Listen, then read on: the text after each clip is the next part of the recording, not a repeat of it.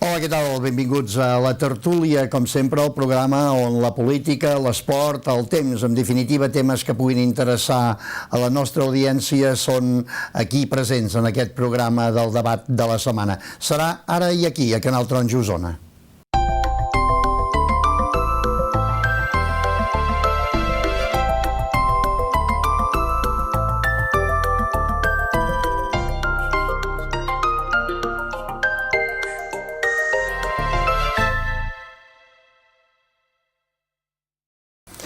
Doncs en el debat de la setmana avui comptem amb la presència aquí als nostres estudis de Canal Taronja Osona amb dues de les diputades osonenques al Parlament de Catalunya. Tenim aquí amb nosaltres a la meva esquerra la Marta Moreta i a la meva dreta la Marta Rovira. Moltíssimes gràcies per ser aquí. Val a dir que la intenció era que hi fossin les tres diputades, les tres Martes, però la Marta Pascal a darrera hora li ha sorgit un altre tema i per tant no pot ser present aquí amb nosaltres. Però bé, ho farem amb les dues Martes. Si us sembla bé, habitualment comencem sempre la tertúlia comentant dues notícies, una de negativa i una de positiva. Marta. Començaré per les positives, no? Perquè sempre és millor sempre queda més bé, no? Queda més bé. No, jo penso que la positiva avui, precisament, avui dimarts, és la trobada aquesta que tenim amb el president de la Generalitat, el Carles Puigdemont, amb el secretari general del PSOE, el Pedro Sánchez, i per tant penso jo que és una bona notícia pel fet que comencem a canviar l'estil, la forma de fer, i per tant venir a Catalunya a parlar amb el president de la Generalitat és un pas important, malgrat s'arribi o on s'arribi, el gest penso que és important i per tant és per mi una notícia bona. I una notícia dolenta, per parlar una mica més lluny, d'aquí poquet, d'aquí més o menys un any, hi haurà les eleccions als Estats Units. A mi em preocupa especialment alguns candidats que hi ha, sobretot republicans, el Donald Trump, que podria ser que estigués a la Casa Blanca i, per tant, una persona que ha mostrat la seva xenofòbia en públic moltes vegades, em preocupa que hi hagi una persona que pugui arribar a ser president dels Estats Units i, per tant, per nosaltres és una mala notícia. Marta Rovira. Començaré també per la positiva. Jo em vaig quedar la setmana passada amb un ple de pobresa que vam fer al Parlament de Catalunya, que en part l'havia sol·licitat, entre d'altres grups, el Partit Socialista de Catalunya, que crec que per primera vegada, jo vaig tenir la sensació després de ja fer uns quants anys que era al Parlament, que ens posàvem d'acord en molts temes per lluitar contra la pobresa que hi ha al nostre país, i vaig tenir una sensació bastant positiva. Vam iniciar el ple donant veu a les entitats que lluiten cada dia al nostre país amb aquesta xacra que està afectant múltiples, milers de famílies i sobretot als infants, a molts infants del nostre país, i jo crec que aquesta va ser, no sé, suposo que la Marta també va sortir amb una certa sensació positiva, hi van haver molts acords i ara esperem que el govern de la Generalitat els implementi i amb el poc marge de maniobra que tenim amb recursos i competències puguem posar remei a moltes situacions crues al nostre país. I la negativa, jo crec que no em podia triar una altra. Estava fullejant ara notícies i repassant imatges d'ahir i avui n'hi tornaran a haver d'aquestes riuades de refugiats que, en fi, que han de sortir dels camps de refugiats de Grècia, que intenten travessar fronteres. Ahir va haver una situació molt crua entre la frontera de Grècia cap a Macedònia. Intentaven sortir precisament d'un camp de refugiats inundat per l'aigua, per les pluges que han hagut, i arribar a un altre país, i jo aquestes imatges no les puc suportar. I feia estona que estava enviant missatges a tothom, hem de fer-hi alguna cosa. I hem de fer-hi alguna cosa al marge de l'Estat, dels estats, de tot. Jo crec que no sé, que hem de fer arribar ajuda humanitària. Jo crec que no és una crisi de refugiats, és una crisi clarament humanitària i això requereix intervenció immediata a través d'entitats, a través d'institucions. Jo crec que aquí el compromís que ha d'assumir el govern i els ajuntaments plegats poden fer molta força i poden assistir en primer terme i acollir a molts refugiats, però després també fer un crit de denúncia a les institucions europees. Jo crec que l'acord que es va plantejar ahir amb Turquia és inacceptable, estem davant d'una crisi humanitària, s'han d'aplicar les normatives internacionals al respecte amb els refugiats, del dret d'asil, no podem assumir i acceptar que un tercer estat com Turquia, que té el principi de deportació de totes aquelles persones que no estan regularitzades, sigui un nou campament de refugiats. Per tant, jo crec que d'aquí a la propera cimera europea del dia 17 i 18, si no m'equivoco, de març, hem de fer molta pressió perquè canviïn molt les coses. Jo crec que hem de donar exemple d'acollida, de donar exemple de que sabem afrontar aquesta crisi humanitària que ens interpel·la directament i posar-hi remei. Molt bé, dit això, sembla que tenim telepatia perquè coincideix que els 4 temes que hem tocat o que han dit com a notícia positiva i negativa els tinc aquí preparats per tocar-los, per tant va perfecte. D'altra banda, dir també que el debat aquest està enregistrat lògicament i per tant no podrem parlar del que ha estat el resultat de la reunió entre el president de la Generalitat i el senyor Pedro Sánchez, però sí el que podem saber és a veure les nostres 2 diputades aquí presents què n'esperen realment d'aquesta reunió entre Pedro Sánchez i Carles Puigdemont. Sí, llavors comença. Sí, no, jo subscric el que ha dit la Marta Moreta, que tot i inici de canvi, i si el canvi va enfocat a obtenir més diàleg, reunions, cimeres, assentades, per entendre les realitats, per entendre aquí el que està demanant una majoria social, jo crec que bastant incontestable, són benvingudes. És el que fa 3 anys que hem estat batallant amb un mandat democràtic claríssim. Les anteriors eleccions, les del 2012, em refereixo, a favor del dret a decidir. Al voltant d'un 80% de la gent que va anar a votar va votar programes electorals, fins i tot el del PSC, no?, que apostaven per una consulta pactada, un referèndum pactat, un referèndum vinculant clarament. Això és el que hauríem d'aconseguir, el que fan els països normals, com per exemple Escòcia, quan han de prendre una decisió política tan transcendental com el futur polític d'un país, d'esdevenir un estat, de no esdevenir-lo, que cadascú es pugui pronunciar a les urnes, en democràcia. Per tant, tot allò que sigui un canvi de tendència del que hem vist els últims anys i que sigui l'inici d'un diàleg, com apuntava la Marta Moreta, jo crec que és una bona notícia i és benvingut. Veurem què en surt de tot plegat, però d'entrada els millors auguris. Bé, estic bastant d'acord perquè de fet és el que ja comentava. Jo penso que el panorama que ens ha deixat les últimes eleccions a l'estat espanyol és molt complex, igual que ho va ser a Catalunya, i per tant el terme aquest de diàleg i de negociació és el més important per poder tenir un govern estable i poder treballar intensament. Fins ara això no havia passat, el senyor Rajoy no tenia cap interès en parlar amb Catalunya, sempre s'hi ha negat, i per tant aquest pas que avui fa el Pedro Sánchez el trobem important. És el que deia la Marta Rovira, entre Marta Moreta i Marta Moreta Rovira, que em dic jo, és Déu-n'hi-do el tema. No, que és important que hi hagi aquest diàleg, que es puguin asseure, que puguin parlar, malgrat al final hi hagin coses que segur que no es podran solucionar o no arribarem a acords, però no només es pot parlar del tema del referèndum, d'una consulta, del que sigui, sinó que es poden parlar de molts temes relacionats que a Catalunya li va bé tenir un bon negociador a Espanya i poder-ne parlar per poder treballar de forma conjunta, perquè el que no pot ser és que ho trenquem tot, malgrat sempre ara hi ha el tema de la independència, que parlem, que si trenquem, és important que les persones que estan a davant d'un lloc i de l'altre puguin tindre aquest diàleg i arribar a acords. Arrel d'aquesta trobada, Ciutadans i PP nerviosos. No entenc massa el per què, però... Bueno, potser creuen que el president Puigdemont, amb tots els seus arguments i la força i el mandat democràtic que té, podrà convèncer el Pedro Sánchez que canviï la seva opinió sobre la consulta, sobre el referèndum. Jo sempre havia considerat el Partit Socialista, sobretot a Catalunya, evidentment del PSOE no en tinc la mateixa opinió, com un partit que havia defensat el dret a decidir. Aquests dies també hem sentit diverses veus, la Núria Parlon.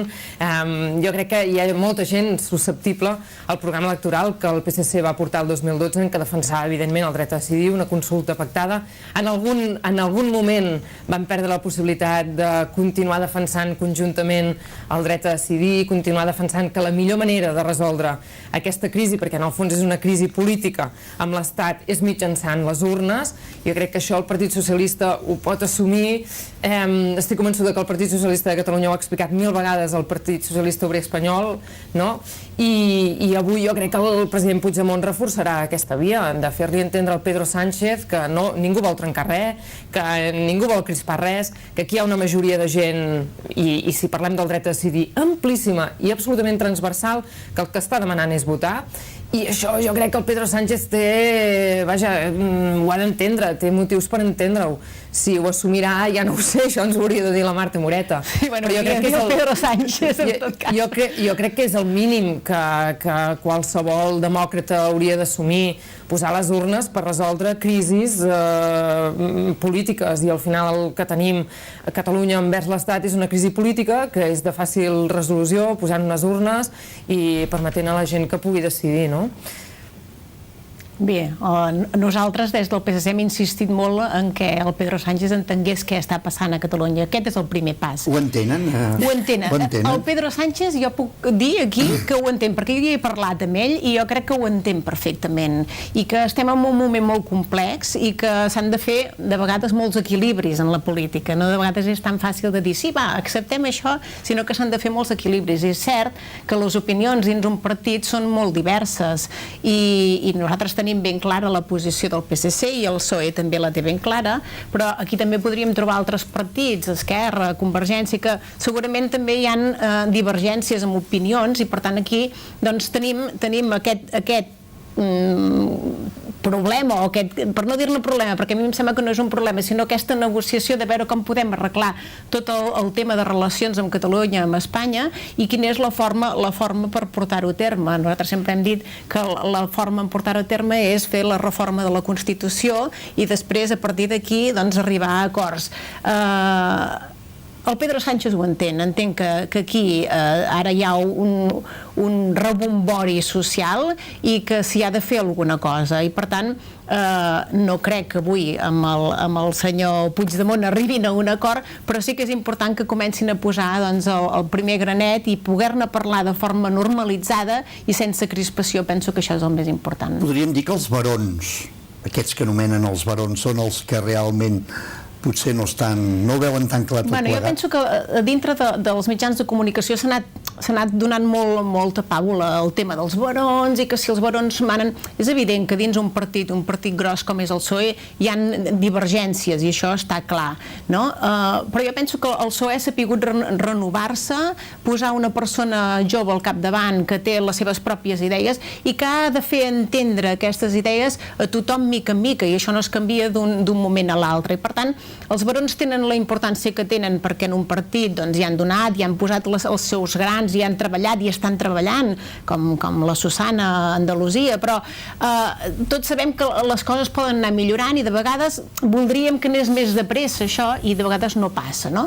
En tot cas, les opinions són benvingudes, siguin dels barons o no ho siguin. Això també ho puc posar amb altres partits que també tenen barons, el que passa que ara surt molt el PSOE el tema dels barons, però bueno, jo crec que tots els partits tenen barons i en tots els partits se'ls escolten, perquè penso que és el que s'ha de fer, escoltar i dialogar i arribar a acords. Cada setmana en els debats habitualment els faig la mateixa pregunta, veient com es desenvolupa totes les negociacions. Anem a unes eleccions o no?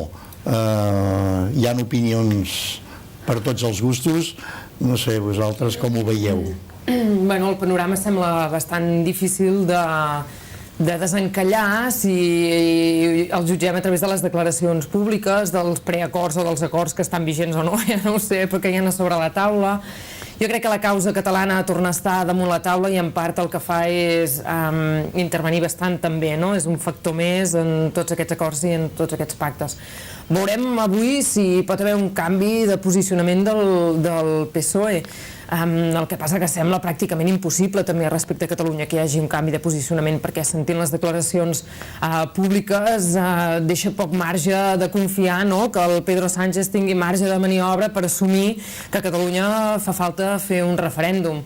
Per tant, és evident que almenys els nostres posicionaments, que uns quants vots són, i de moment parlo per Esquerra Republicana, però jo crec que podríem dir el mateix d'altres grups a la cambra, passant per Podemos, que sí que defensa el referèndum, o passant per Democràcia i Llibertat, doncs no hi haurà canvi de posicionament si en la situació de Catalunya, com a mínim, no s'assumeix la democràcia, que això és el mínim que demanem. O sigui, el que no demanarem mai, no se'ns passarà pel cap, diguem-ne, és que el PSOE es converteixi en un partit independentista, no? Aquí cadascú defensa les seves posicions i són absolutament legítimes. Per tant, el PSOE defensa una reforma constitucional, entenc que cap a un estat federal, això més o menys és el que he llegit i pel que s'han postulat. Nosaltres no ens creiem, no anem a reformar la Constitució, ja no ens creiem més pactes amb l'Estat, entre altres perquè tots els pactes polítics que hi ha hagut, passant per l'Estatut, o d'altres pactes, com els pactes fiscals, no s'han acomplert mai fins l'última coma, sinó que alguns d'ells, com l'Estatut, i d'altres han estat rebatuts fins i tot judicialment, no? Després d'haver estat passat per al Parlament, referendats, això ja ens ho sabem. Per tant, poca confiança amb un pacte, amb una reforma de la Constitució, cap ni una de fet, no? O amb promeses cap a Catalunya en forma de pactes fiscals, de reformes estatutàries, etc. Per tant, nosaltres el que demanem és que s'assumeixi allò que hauria d'assumir qualsevol demòcrata, que és la democràcia, que ens deixin posar les urnes. Si això no passa, que aquest és el discurs que hem de fer mirant cap a l'estat espanyol, nosaltres tenim un mandat democràtic que és legítim i és legal, i va bé recordar-ho, i és majoritari per tirar endavant el full de ruta que tenim a sobre la taula. Sempre donarem l'oportunitat que passi, és a dir, per tant, abans de fer un pas, jo soc d'aquelles que miraria a 600 quilòmetres allà i diria, escolti'm, estan preparats perquè puguem votar en un referèndum? No? Doncs miri, nosaltres anem fent, anem tirant endavant. Per què? Perquè vam anar a les urnes, vam dir que aquelles urnes tindrien forma de plebiscit perquè no havíem aconseguit un acord polític per fer el referèndum i per tant ens sentim legitimats, i això ho diuen les urnes, ho diuen els resultats del 27 de setembre i ho diu una majoria parlamentària en forma d'escons, a tirar endavant i a intentar resoldre les altres crisis que tenim al nostre país, no? A part de la política, la social, l'econòmica, la financera, i hem arribat a la conclusió que això només és possible doncs, mitjançant la independència. Això sí, anirem mirant, Escolti'm, ve el referèndum, no ve? Doncs miri, nosaltres, com que hem passat per les urnes, anem fent via. No sé, jo no veig forma de resoldre, no intueixo com es pot resoldre la situació a l'estat espanyol, per tant, potser veig que estem més a prop d'unes eleccions que dies enrere, en fi, per declaracions fins i tot del president Rajoy, que sembla molt més lliure, no lligat a cap partit. De vegades, sense declaracions, i sembla que estiguis assistint a una precampanya ja electoral. Veurem què passa. Bé, jo estic bastant d'acord que crec que el panorama se'n va més cap a unes eleccions. Això sembla, el que passa que torno a posar sobre la taula que el debat és intern i el que diuen els mitjans de comunicació de vegades no és ben bé del cert.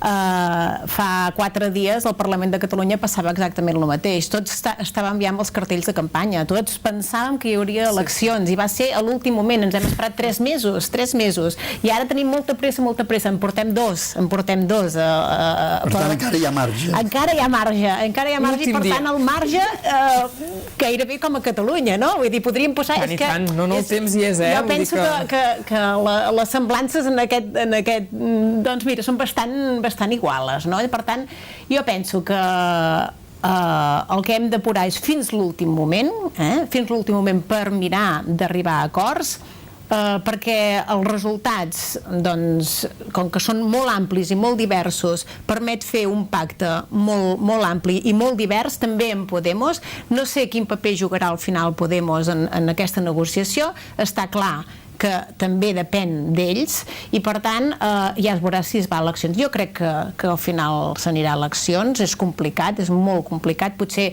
diria que més complicat que a Catalunya en aquest moment el que va passar i per tant eleccions, que jo no ho desitjo evidentment, jo preferiria que arribés un acord, que no haguéssim d'anar a eleccions perquè entre altres coses anar a eleccions la gent està molt cansada, està cansada de la política, cansada d'anar a votar, cansada de pagar campanyes electorals i per tant és un tema que la gent ja està com molt desbordada. Penso que no és bo per ningú i tindre un govern estable seria el millor que ens podria passar a tots. Tot i que jo no hi estic massa d'acord, hi ha gent que diu que aquesta passivitat o tota aquesta problemàtica a nosaltres, a Catalunya, ens va bé.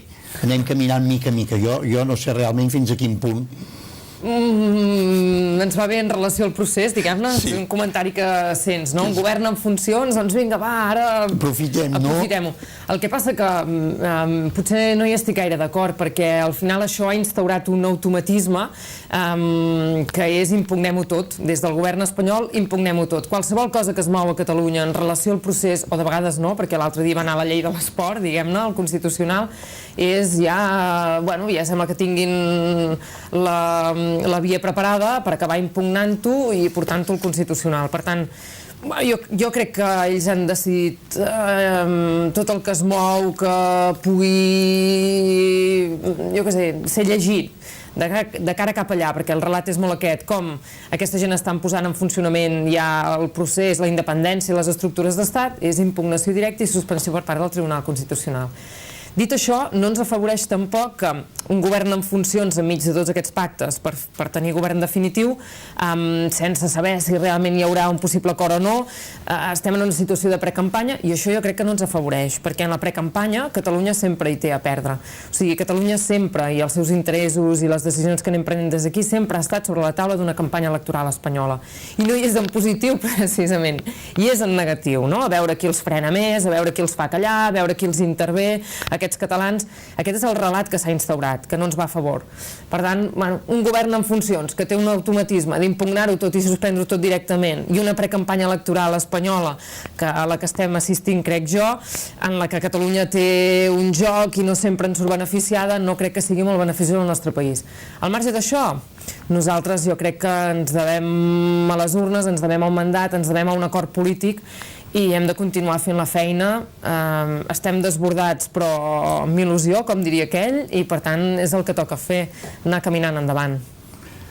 No, jo no hi estic massa d'acord tampoc. Penso que és l'estabilitat el que necessitem tots, tant a Espanya com a Catalunya. Necessitem tenir governs estables i per tant no hi estic massa d'acord amb el que comentaves, no? A veure, és dir que això afavoreix un tema... Penso que la política potser entre tots l'hem fet anar malament, no? El fet aquest d'anar sempre als tribunals a tot arreu. I ara ja no només en el govern de Catalunya i el govern d'Espanya. Penso que moltes vegades s'està anant a la política judicialitzant-lo molt i anant sempre als tribunals a fer coses, a portar sempre als tribunals detalls concrets. Jo penso que portar-ho als tribunals mai és bo. Mai és bo. Sempre hauríem d'arribar a un acord polític abans de poder anar als tribunals. Jo penso que últimament assistim massa vegades a anar sempre als jutjats, al Tribunal Constitucional, a arribar a tots aquests extrems que penso que no és bo per ningú, perquè al final s'acaba desprestigiant aquesta política que ja ho està molt i no em sembla que sigui una bona idea, ni tan sols la gent que ho pensa. Penso que no hi ha reflexionat prou tampoc per dir-ho d'aquesta manera tan... El que passa que el PSC, Marta, al Parlament també ha anat al Constitucional per decisions que hem pres últimament. Sí, però perquè políticament no ens posem d'acord en un tema, això està clar, però qui ho fa al PSC també ho ha fet altres partits, vull dir, podria posar-ne molts d'exemples, per tant, jo dic que entre tots, no estic acusant a ningú ni posant-me davant com a PSC, jo dic que entre tots hauríem d'intentar de no anar als tribunals, i aquest és un exercici que hem de fer els polítics, en sentit més ampli i no vulguem... Jo estic d'acord, però de vegades sembla que assistim a una carrera de veure qui primer arriba al Tribunal Constitucional. Qui dona peu, per exemple, ara fa pocs dies el PSC ha anat per les... A veure, aviam, deixem les coses clares. Els juristes del Parlament no estaven d'acord amb aquest procés, no estaven. Per tant, clar, però com que no hi estaven d'acord, i ja t'ho diuen, et diuen, no, és que els juristes no hi estem d'acord. No és ben bé així, Bueno, ben bé així, sí que és ben bé així, no estaven d'acord. Per tant, queden poques alternatives. O sigui, quan no hi ha més alternativa ni de parlar, ni de tenir altres vies de diàleg, al final Has d'anar Per quin als tema era, tribunals. això? Era pel tema de les ponències conjuntes. És a dir, des de Junts pel Sí i la CUP hem arribat a un acord en què aquestes 3 lleis fonamentals que considerem de país doncs es puguin fer donant veu a tots els grups i sobretot un criteri que no l'obtenim amb cap altre instrument parlamentari, que és que iniciem els debats sense escriure prèviament una proposta d'articulat. És a dir, nosaltres volem fer una llei de transició jurídica, volem fer una llei de règim jurídic català, volem fer una llei d'administració tributària catalana, volem fer una llei de seguretat social catalana, però sense prèviament escriure una proposició de llei i entrar-la al registre. L'única manera de fer això al Parlament és obrir ponències conjuntes, perquè no tens l'obligació de presentar cap text. Aleshores, no estàs condicionant ni predeterminant el contingut d'aquestes ponències, sinó que el que fas... Però les ponències conjuntes són conjuntes, aquí només hi ha Junts pel Sí i la CUP. Som dos i fem un conjunt. Entenem que Catalunya sí que es pot, sí, però no és una ponència conjunta. Però no ho requereix això el reglament. Sí, però sempre s'ha entès d'aquesta manera. Sempre s'ha fet així, però el reglament... Ara ja no. O sigui, Catalunya sí que es pot no hi és, PSC no hi és, Ciutadans no hi és, PP no hi és. Per tant, són dos partits que decideixen fer una ponència conjunta. No, però... No està prohibit enlloc. Però, bueno, podem estar en desacord. Completament d'acord. Podeu estar en desacord i podeu dir el mateix que han dit els lletrats del Parlament, que han dit habitualment les ponències conjuntes sempre s'han fet amb una majoria molt més àmplia de grup, no amb tots els grups, amb una majoria molt més àmplia. Ara sou 2 grups parlamentaris només. La resposta nostra és som 2 grups parlamentaris, però representem la majoria absoluta del Parlament. I som 2 grups, no només és un grup que diu que vull fer una ponència conjunta a mi mateix. No, som 2. És l'únic instrument, perquè no n'hi ha cap altre, que ens permet obrir un debat sense escriure res prèviament, per no condicionar. Després ens demaneu que el PSC estigui d'acord amb això sense poder debatre. Això ens entenem que si no tenim el diàleg no podem fer res més. Però és l'única forma de poder tirar endavant, sí, perquè el diàleg no hi és, Marta. Llavors nosaltres no estem cometent cap il·legalitat, o sigui, respectem el reglament del Parlament. És evident que els lletrats del Parlament han fet una valoració tècnica, però no han fet cap prescripció perquè no poden dir que incomplim el reglament perquè no és cert. Incomplim una praxis parlamentària, d'acord, però el reglament pròpiament no. I nosaltres creiem que ho hem de mantenir perquè és la millor manera de que hi hagi gent que es pugui acabar sumant al debat sense aquest debat començar-lo tancat ja, havent-nos posat d'acord amb un articulat, amb els articles, amb la CUP sobre aquestes 3 lleis. Per tant, bueno, ho continuarem mantenint vigent. Clar, jo el que no puc acabar d'entendre és que al final això també ho hagi d'acabar de dirimir el Tribunal Constitucional, perquè ara el Tribunal Constitucional ens haurà de dir al Parlament com hem de fer les ponències conjuntes. Sí, però és que esclar, els lletrats diuen que no està ben fet, tampoc, Marta, vull dir, arriba un moment que, clar, la praxis aquesta ara l'utilitzem d'una manera o l'utilitzem d'una altra. Jo vaig fer una pregunta als lletrats, a la mesa i a la Junta de Portaveus. Jo no hi era, per tant no puc saber. No, vaig fer una pregunta que també me les pots respondre tu si tens resposta, que és que algú em digui quin altre instrument hi ha al Parlament per començar un debat sense decidir prèviament el seu contingut, sense predeterminar-lo. I clar, no hi ha resposta, només hi ha les ponències conjuntes. No, el que passa que el debat previ polític sí que hi pot ser que no hi ha sigut, tampoc. Bueno, però hi serà dins la ponència. Sí, però de totes maneres això es pot parlar internament. Sí que hi ha sigut, perquè la resolució del 9-N ja deia que volíem començar a debatre això. No hi ha hagut cap voluntat de posar-se d'acord abans de presentar això. Home, sí. Això estarà... Home, jo n'he parlat amb els teus portaveus moltes vegades. Però tu estaràs d'acord que no hi ha hagut un debat profund de parlar-ne i poder-ne arribar a acords. I per tant, aquest és el... Jo penso que és el kit de la qüestió, no? De poder-ne parlar més. Si un debat més profund ens fa arribar a la conclusió de que les ponències conjuntes van bé a tothom, el farem. Com a mínim l'hauríem d'intentar. El que sí sembla que, per el que apuntava la Marta al principi, esteu més d'acord i va sortir en l'últim ple, parlaves el tema de la pobresa energètica, jo hi afegeixo habitatge social, beques menjadors, en fi, etc. Estem en uns moments delicats. Estem en uns moments molt delicats. Segur que tots també estarem d'acord que les mesures que vam prendre al Parlament són insuficients. Tenim molt poc marge de maniobra quant a recursos i això se'n va estar parlant, és a dir, el pressupost en aquests moments el que hi ha, però el que s'haurà d'aprovar és un problema i la capacitat financera de la Generalitat també. I jo aquí denunciar una vegada més, estem pagant, els últims anys hem pagat 1.900 milions d'euros d'interessos del FLA. 1.900 milions d'euros. Des del 2008. 1.900 milions d'euros d'interessos del FLA que podrien anar destinats, en lloc de pagar interessos del FLA, a aquestes prioritats socials.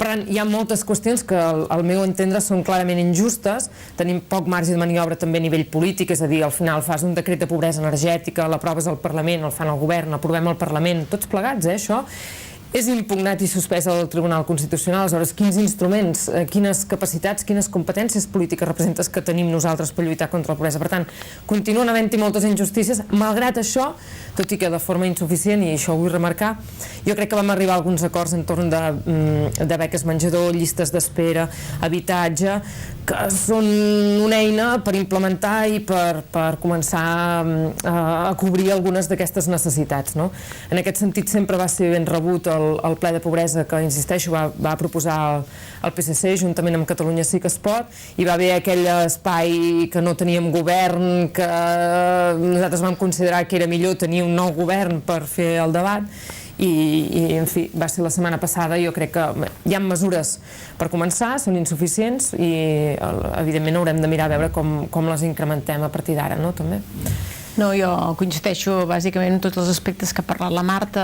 És important, jo penso que el debat aquest es diferencia una mica amb el que hi va haver fa uns quants anys enrere sobre la pobresa també. Penso que aquest, l'ambient era diferent, es palpava diferent, el tercer sector estava content, les intervencions que hi van haver i els acords que es van arribar penso que són importants. Malgrat això, s'haurà de veure el pressupost fins a on podem arribar, de quina manera ho podem gestionar i com es pot fer. Sí que hi ha partides que nosaltres pensem que s'haurien de treure i per tant podrien ajudar en molts temes de pobresa energètica, com és el tema de les subvencions a les escoles que segreguen per sexes, per exemple.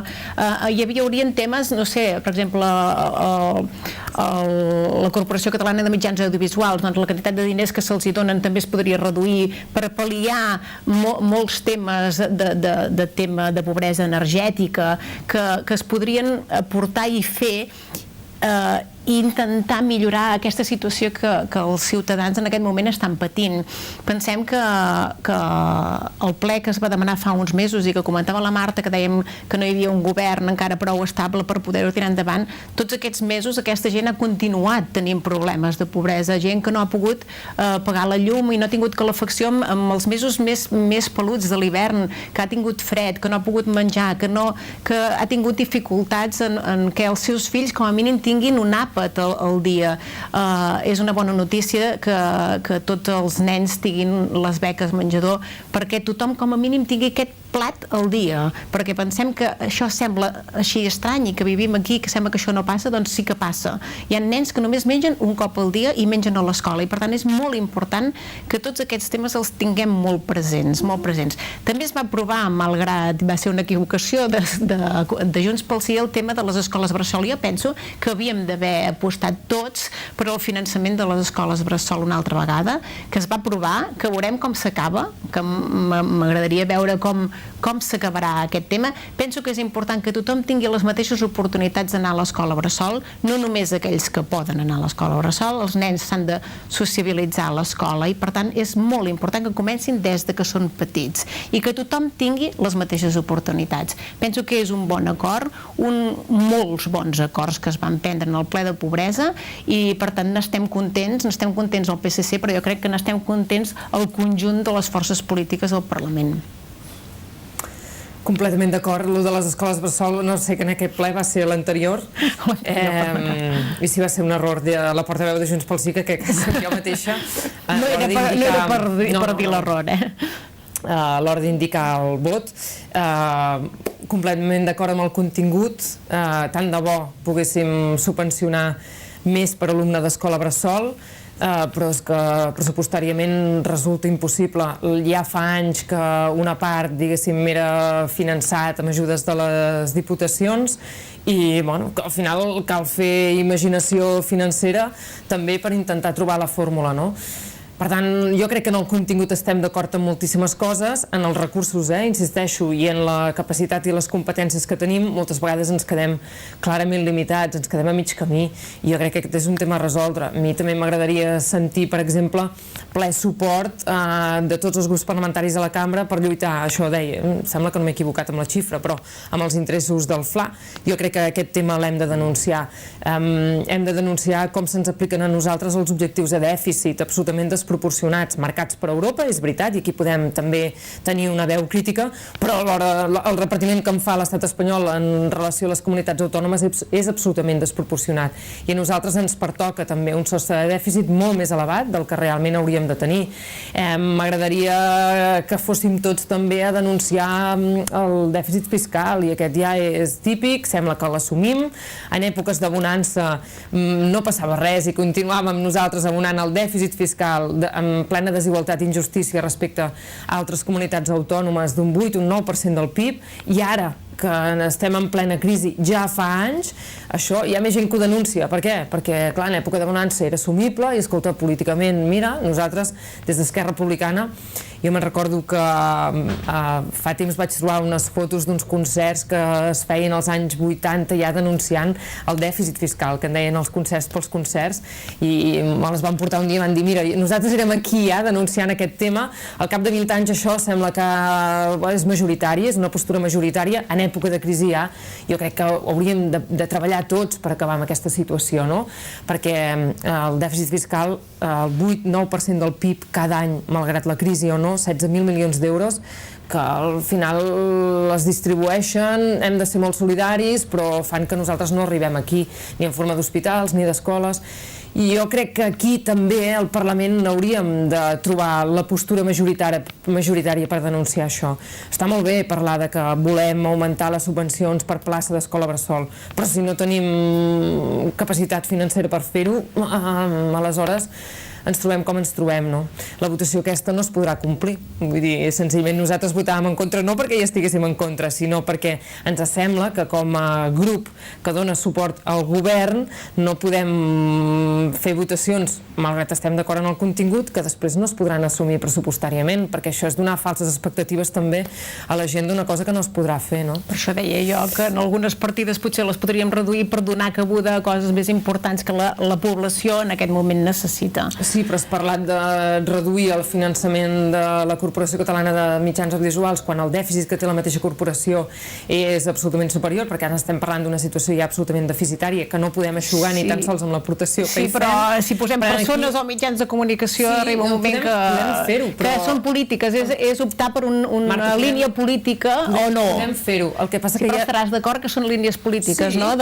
Optem per una cosa, optem per una altra perquè tenim pocs recursos. Retallar la corporació ara mateix no significa ingressos, perquè estem eixugant dèficit a la corporació.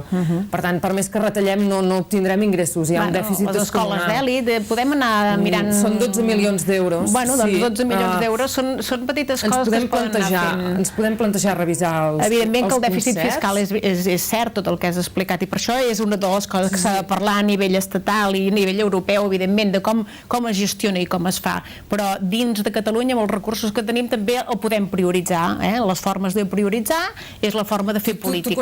Tu coneixes perfectament el cas de revisió dels concerts educatius, perquè quan governàvem junts a la Generalitat, una de les primeres propostes va ser revisar-los.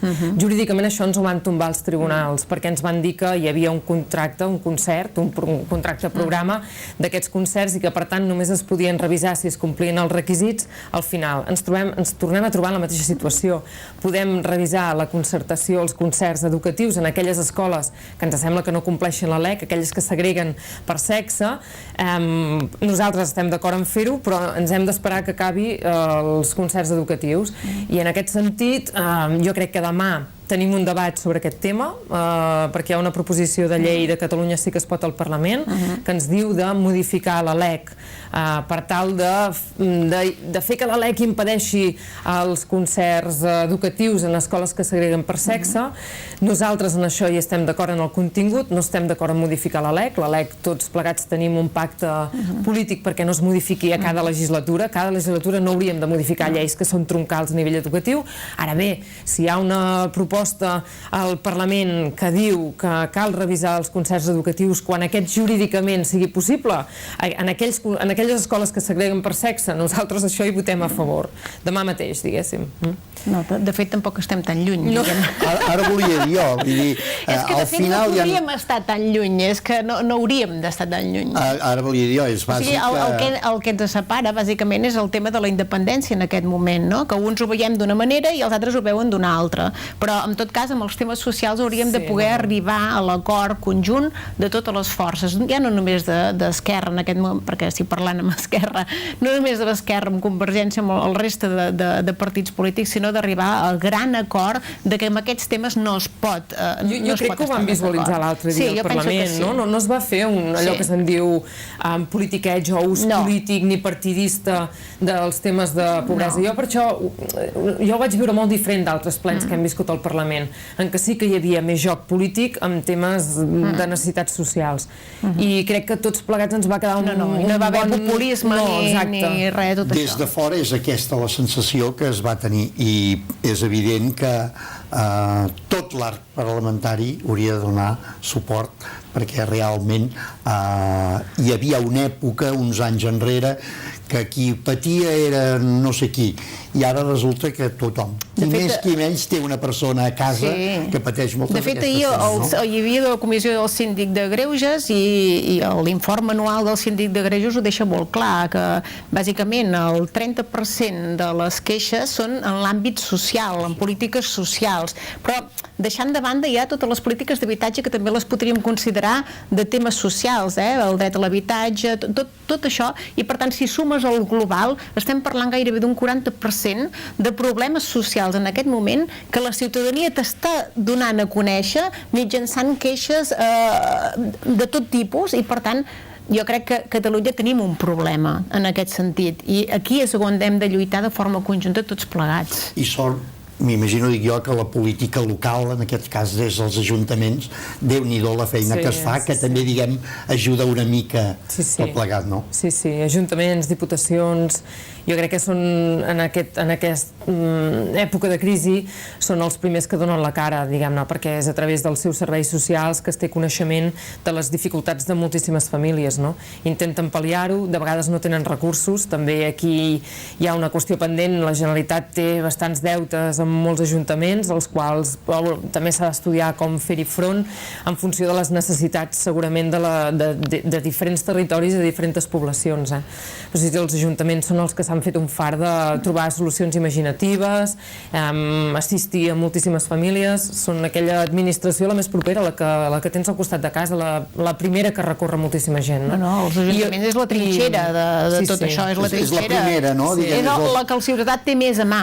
Exacte, és el més proper. Jo crec que també s'ha de valorar l'esforç que ha fet la ciutadania, organitzada en entitats socials o no organitzada, diguem-ne. Aquí hi ha hagut un sobreesforç per sortir d'aquesta situació de crisi brutal, una vegada més al nostre país, i crec que també ho hem de posar molt en relleu. Els ajuntaments penso que han donat més del que podien donar, han donat recursos a temes socials, han prioritzat, no només alguns ajuntaments, sinó la gran majoria d'ajuntaments de Catalunya ha prioritzat, i per tant és molt important, i evidentment les entitats socials que s'han organitzat per banc d'aliments, per menjadors, per tot tipus d'accions que ajuden, perquè si no la situació encara jo crec que seria molt més precària. És evident que des de la política es pot fer, però on hi ha la societat civil al darrere es nota, no? I aquí veiem doncs que en tots aquests punts, i més no, hi ha proximitat, per tant, ja ho destaquem, on jo no hi veig en aquests moments que hi hagi res que afavoreixi és el que estem veient amb el tema dels refugiats. Cada dia veiem unes imatges esgarrifoses a la televisió i jo, dins la meva ignorància, potser no veig una sortida, no veig que hi hagi un lideratge, no hi veig solució. Jo penso que és el que comentava la Marta en la seva notícia, la dolenta, diguem, en l'iniciar la tertúlia. Penso que en aquests moments s'està fent molt malament. Els governants europeus ho estan fent fatal. Però des del primer dia, diria jo. Però des del primer dia, perquè tots aquests refugiats que estan en camps, que ho estan passant fatal, que a més els hi ha tocat la pluja que no tenim aquí, que plou contínuament, que ells no es volen quedar, volen marxar, volen anar a buscar la seva oportunitat, perquè aquesta gent no són immigrants, com molta gent en parla, no són, estan buscant asil, marxen d'un lloc que hi ha guerra, que maten a la gent i que per tant la seva situació és totalment nefast. I nosaltres com a governants, ja poso que tots plegats hem de saber trobar una solució en aquest conflicte que és tan important per tothom. I com a Espanya, nosaltres, a Espanya, a Catalunya, hauríem de trobar mesures per poder agafar tots els immigrants que puguem. O sigui, posaria un exemple. Per exemple, estem parlant d'uns 300.000, més o menys, unes 300.000 persones que s'estan movent, que bàsicament estan a Turquia en aquests moments, a l'Àfrica, i són capaços d'agafar 7,5 milions de persones i trobar-los asil en els seus països. A Europa això ho estem fent fatal. Els governants europeus no han trobat cap solució i estem parlant de mesos i mesos de famílies que estan patint, de gent que s'està morint a les platges, nens que estan patint aquest desastre, i per tant jo penso que com a Parlament de Catalunya nosaltres també hauríem de trobar solucions apretant els governs, a l'estat espanyol però també a Europa, perquè ja es trobi una solució ja immediata per fer front a aquesta desgràcia que estan passant i que no és molt lluny d'aquí, està a tocar. I a més les decisions sembla que van en contra, no? Exacte, i qüestions de xenofòbia que han entrat entremig, que és inaudible, no es pot ni entendre. I a mi em passa com ella, que jo veient les imatges a la televisió o en els diaris, et fa mal al cor realment veure els nens morts a les platges o nens que estan patint de gana, de fred, i que no poden fer res més que estar-se en un camp que les condicions són horribles, i per tant nosaltres com a governants hem d'intentar trobar alguna solució ràpida i eficaç. Sí, jo reconec que em supera el tema i em sento absolutament frustrada. Aquest matí, aprofitant que hi havia govern, reconec que he insistit molt a la consellera del Departament d'Acció Social, Famílies, i el vicepresident, que com a govern a Catalunya hi hem de fer alguna cosa, i que m'és igual quina llei és aplicable, ni què pertoca a l'Estat, ni res. Jo crec que aquí tenim ajuntaments que estan disposats i que ho han dit i que han intentat fer alguna cosa, disposats a rebre en acollida moltíssima d'aquesta gent, i com a govern de la Generalitat jo crec que ens pertoca liderar aquest tema juntament amb els ajuntaments, i ens hem de posar. Em sembla impensable que en aquests moments no estiguem al capdavant, liderant, oferint possibilitats d'acollida, fins i tot no hem pas d'anar a Turquia o a Grècia o a Síria, és a dir, tan sols oferint ajuda a Alemanya, a Àustria, tota aquesta gent, o a Grècia mateix, que està sent les portes de l'arribada de moltíssims refugiats. Això d'entrada. Jo crec que no estem davant d'una crisi de refugiats, no estem davant d'una crisi fins i tot siriana, sinó que estem davant d'una crisi humanitària. I per tant aquí estan responent molt bé ONGs. De fet, hi ha una ONG que està acollint refugiats a Lesbos directament. Escolta'm, donem suport a aquesta gent, trobem la via de generar espais d'acollida. És igual si l'estat espanyol s'enfada, si l'usurpem competències, és que m'és igual, jo crec que això no compta ara. Per tant, la política és fallida, jo em sento absolutament frustrada si no trobem la manera d'actuar i d'una forma ràpida, perquè això és una crisi humanitària, punt. L'altra, la crisi política. Jo crec que Europa fracassa si Europa no troba una solució a aquesta situació, i trobar una solució a aquesta situació no passa per signar un acord perquè un tercer estat com Turquia rebi els refugiats. No ens serveix un tercer estat com Turquia, perquè no contempla el dret internacional, perquè l'acord amb Turquia tampoc el contempla per part de la Unió Europea, el dret d'asil i la normativa internacional al respecte jo crec que s'ha de posar en valor. De fet, ACNUR està denunciant ja tot aquest possible acord que hi pot haver, perquè vulnera la normativa internacional, els drets humans. Tot això jo crec que ho hem de denunciar, ho hem de criticar, i després jo crec que Europa no pot tancar fronteres. O sigui, aquest rumor que se sent que Europa tancarà les fronteres externes, jo no vull viure en aquesta Europa. Em revolto si això passa. Europa ha de tenir les fronteres ben obertes, hem de gestionar millor l'acollida dels refugiats i hem de ser a tots, que no reparteixin cupos, que cadascú ofereixi la solidaritat que pugui i que vulgui, i jo crec que toca això en aquests moments. I molta gent estarien disposada a agafar els refugiats, a tenir-los, i per tant aquest és el moviment que hem de tenir ara, perquè la política ha demostrat això, ha demostrat que en aquest cas hem fracassat tots plegats, i per tant la societat civil ens hem de moure com sigui perquè això ja no passin més dies. I clar, el que veus és això, perdó, deies lo de les fronteres, les tanques més altes, els exèrcits al carrer. És impossible. Al revés, els exèrcits en tot cas, o hi ha la causa del conflicte que hem de també saber i determinar com la resolem, que és al final el conflicte sirià. Què està passant allà, com el resolem internacionalment, com s'hi actua, com aturem la guerra. Aquest és un altre tema, diguem-ne, i aquí, evidentment, hi ha interessos per donar i per vendre. Jo també crec que hem d'actuar en la causa del conflicte, claríssimament. Ara, mentre es dura el conflicte i no sabem com intervenir ni com aturar la causa, aquí tenim una crisi descomunal humanitària que no pot ser, que no es pot aguantar més, que hi hem de fer front. Malgrat els últims baròmetres que ens preocupa la gent, em va sobtar molt que el tema dels refugiats de Síria no és un tema que preocupi massa la gent. A les últimes enquestes que van sortir vaig quedar una mica com desesperada, no?, en aquest sentit, de dir, jo penso que per sobre de tot som humans i ara s'estan vulnerant tots els drets humans, de tot, absolutament, i per tant jo crec que com a persones hem de tenir present aquest conflicte i és el primer que hauríem d'intentar resoldre, perquè posar-se a la pell de l'altre, això és el més important. En aquest moment hi ha molta gent que ho està passant molt malament. I sembla impensable que avui Europa, dintre les fronteres d'Europa, diguem-ho així, tinguis ONGs denunciant que no arriba l'ajuda humanitària. És que això és impensable, alguna cosa està fracassant i està fallant, i a Europa, dintre de la nostra pròpia realitat, estiguem edificant no fronteres molt més altes perquè no passin més refugiats, sinó camps de refugiats aïllats allà dintre. O sigui, això és impensable, no pot ser. Aquesta no és l'Europa que volem que es construeixi de cap manera, sota cap concepte. Per tant, fa falta que hi reaccionem políticament.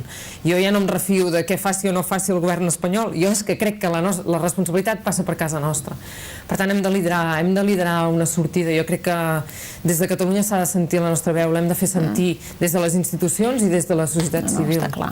Jo ho apuntava al principi, la falta de lideratge, i segurament perquè tothom procura per casa i no mira amb el bé comú, no? I és el que està passant a Europa. Tothom procura que aquí no em vull cap aquí o jo els envio cap allà, i realment tema preocupant i difícil, i jo, vaja, no hi veig massa sortida. Parlem d'Osona.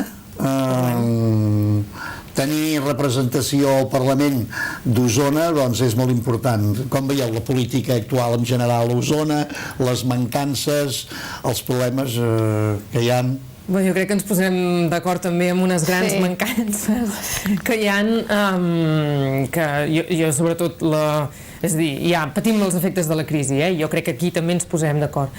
A part de patir els efectes de la crisi, per tant, l'atur, la crisi social a casa nostra, etc., no? Escoles bressol, ajuda a les escoles, ajuda a les famílies, etc. En això ens posarem d'acord, l'anàlisi crec que el compartim, les solucions formen part del petit marge de maniobra que tenim polític, i després hi ha uns temes comarcals que estan sobre la taula des de fa molts anys.